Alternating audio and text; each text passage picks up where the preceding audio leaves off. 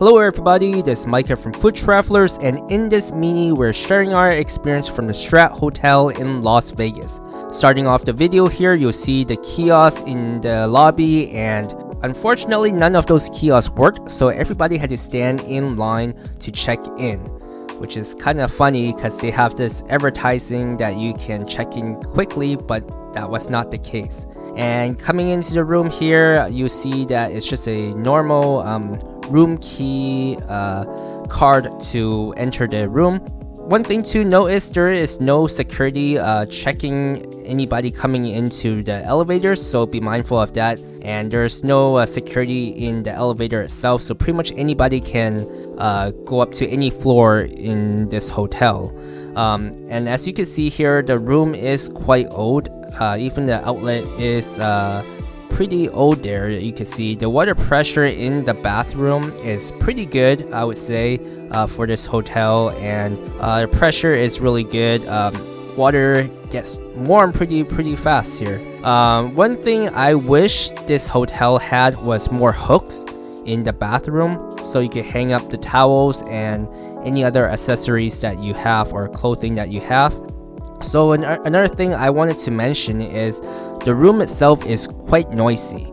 As you stay in this room, you hear people walking through the hallway, and pretty much anybody who closes their door, it sounds like they're just slamming it. It's really noisy.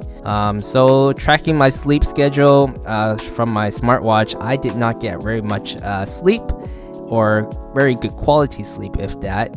And another thing to mention is there is an ashtray. When we were booking this room, there was no option for smoke-free room, so kind of assumed that there was only smokeless rooms.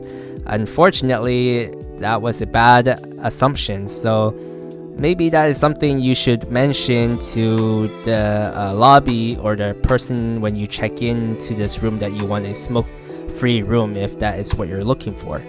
Moving on, there is a lot of storage space for your items through the closet and everything.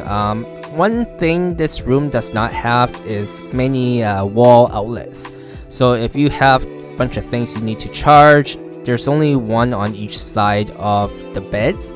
And the one behind the TV did not work, unfortunately. And there's no USB plugs either that I could find.